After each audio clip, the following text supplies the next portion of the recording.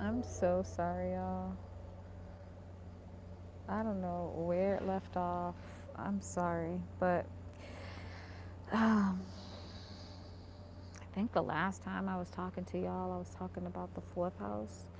But regardless, though, just be Mars is here, so you're gonna be super duper reflective when it comes to your thoughts about your emotional healing, your home life, your family life, your relationship with your mother, and how you need to address some things emotionally. Mars is going to motivate you to think on them in a logical sense. So just be aware of that, and just know that this healing, this you kind of having self realizations connected to you being nurtured in a certain way in your home life and your family life in general, is going to lead you into getting that soulmate that you want. If you already found that soulmate, if you're taken, you're really getting to know them.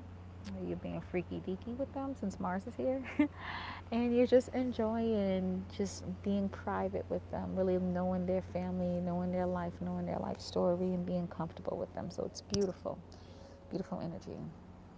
What I was saying about the fifth house is that you're definitely meeting someone who is romantic, who is trying to get to know you, and is just pulling all the stops to show you how much they care and how much they're interested. And you're having so much fun with them, and you're enjoying their time. They're kind of like this creative, artistic, sensitive love, and you're like, oh my God, he steals my heart. He is stealing my heart, or she is stealing my heart. And you're so into them. It's a beautiful card to have in your fifth house because you're dating and you're having fun and you're enjoying life. The thing is, though, is that Neptune retrogrades here, and Neptune retrograde can bring disillusionment. So, this person that you are fawning over, they are a wonderful person for sure, but you may be kind of doing that typical Neptune love thing where you're kind of putting all your idealizations onto that person, projecting your idealizations onto that person, and you kind of think of them in a higher regard from what they are.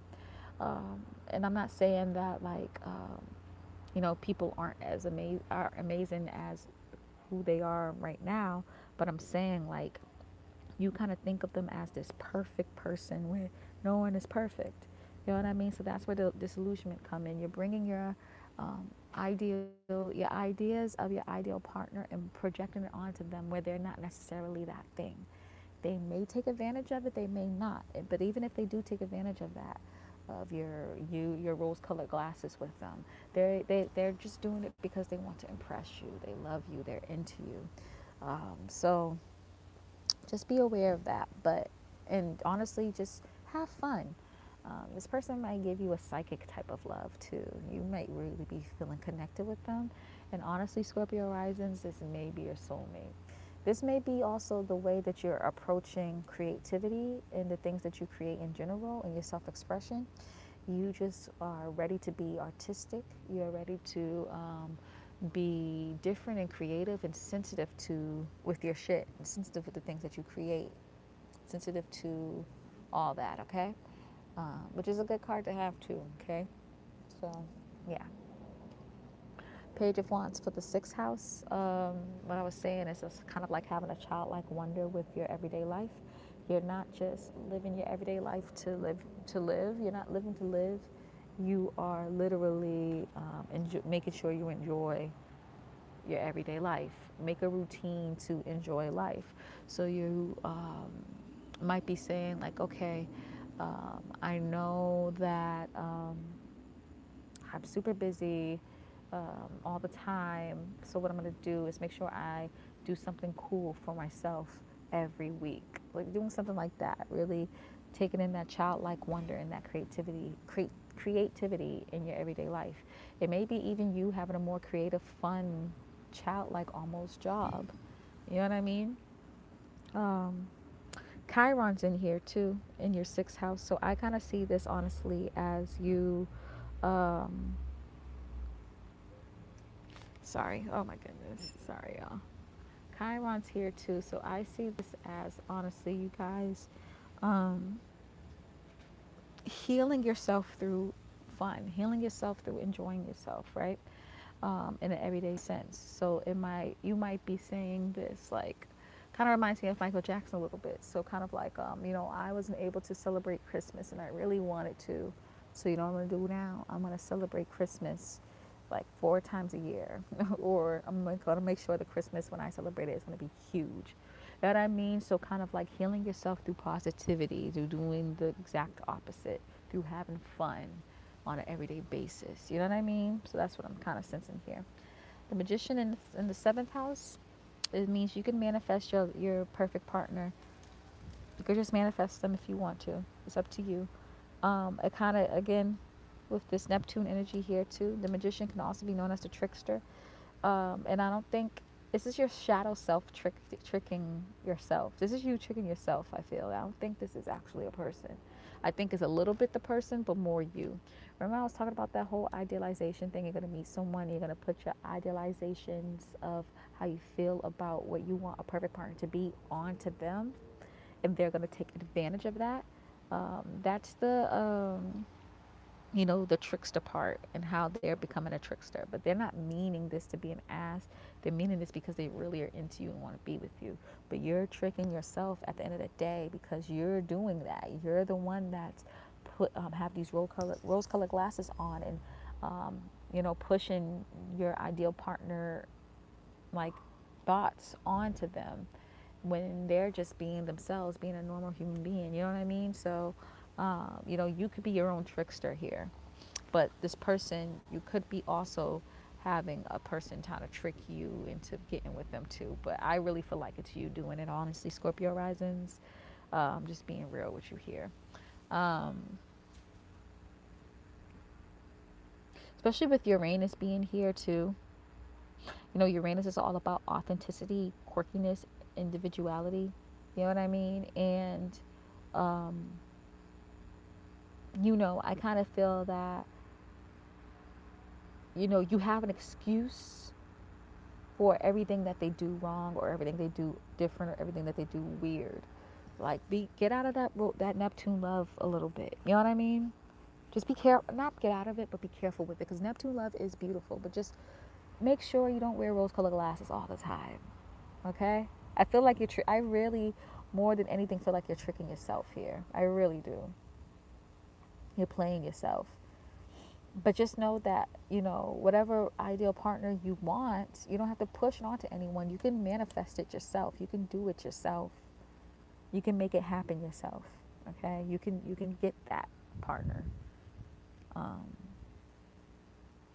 and honestly, the more you become your authentic self, the more the more you accept your quirkiness and your weirdness, the closer you get to understanding your shadow self. The thing is that you don't realize is that your shadow self is your partner, is your twin flame, is your soulmate.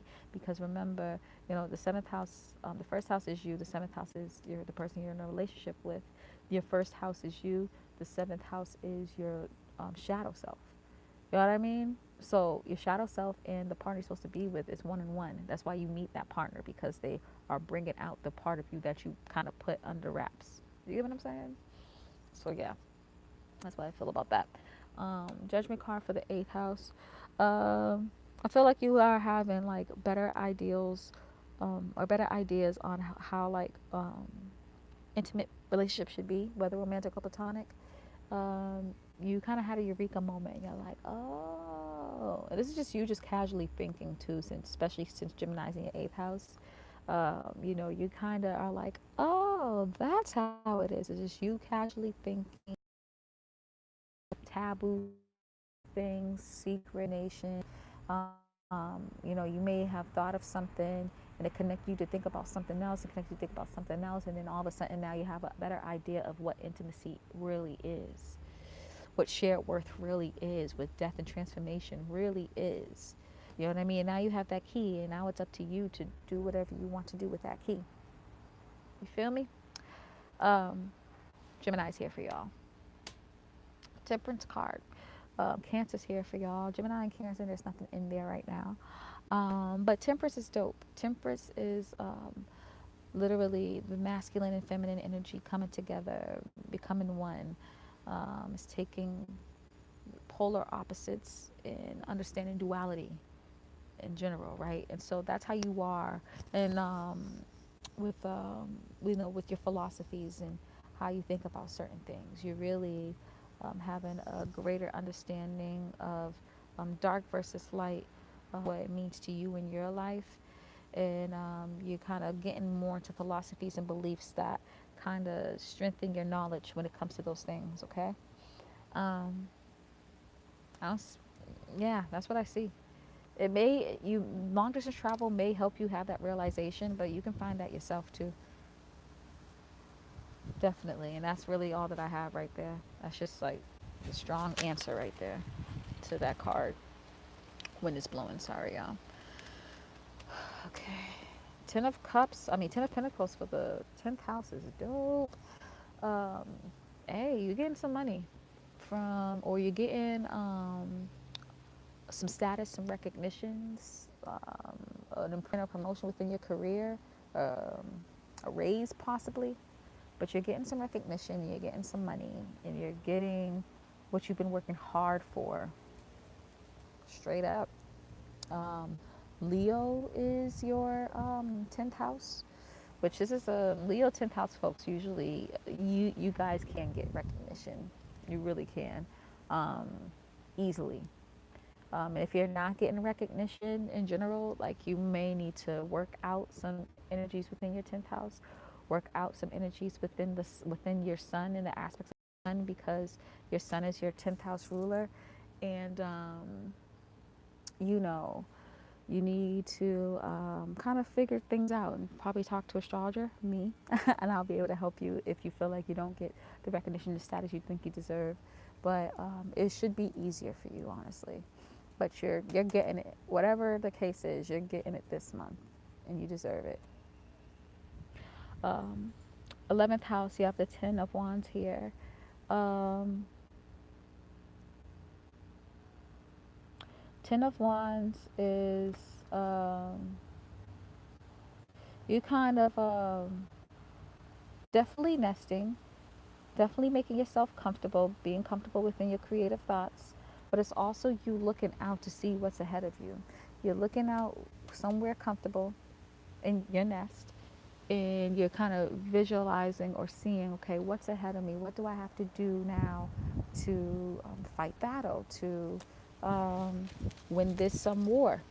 What do I need to do to move ahead where how I want to move ahead, right? And so it's in your 11th house is the house of friends, the house of acquaintances, wishes, and dreams. So you're having that attitude with those things.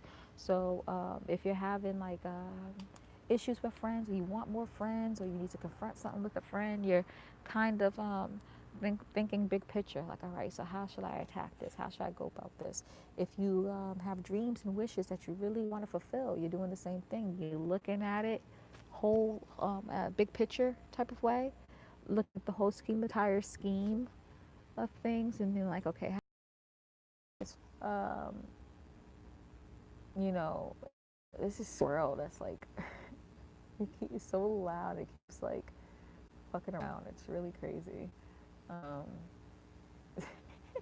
he's trying to jump into the tree. He's on top of my roof right now. It's funny. Sorry, y'all. So distracted.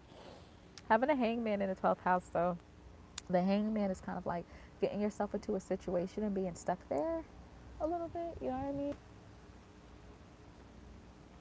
You, um, this squirrel is so funny. I'm here, squirrel. Oh, sorry, y'all.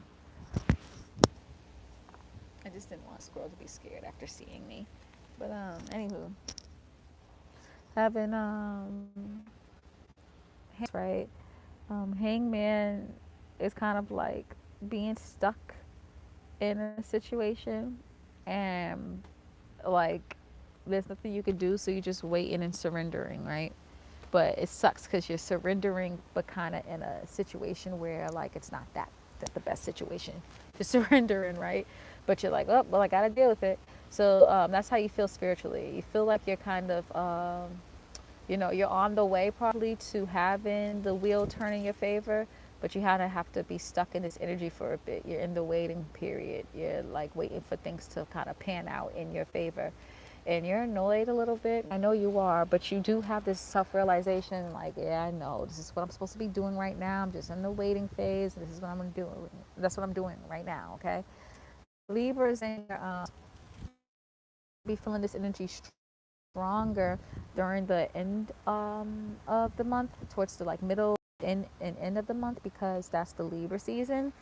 The Sun and Mercury is, spiritual waiting, and the understanding why you're waiting and all that stuff is going to be um, strong within like between like late September. Honestly, September, what, when does this Libra season starts? This 22nd. From there to the end of the month. But before then, Sun and Mercury is going to be in the 11th house for most of the month, which is talk about before, like seeing how you should attack certain things.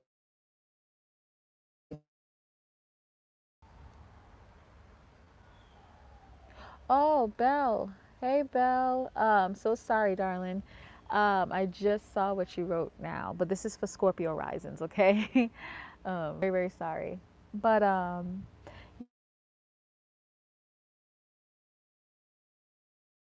so I don't know what's up with my wireless, but what I was basically trying to say here, though, is that you are balancing things, trying to figure out which works best for your life, what doesn't, and what you need more in your life and what you don't need in your life, and trying to balance your scales to kind of get honestly, a good sense of duality, a good sense of balance within your life. You know what I mean?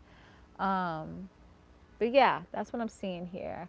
But Scorpio risings, I hope this was helpful. Okay, please comment, like, subscribe, share, care, all that good stuff, right? And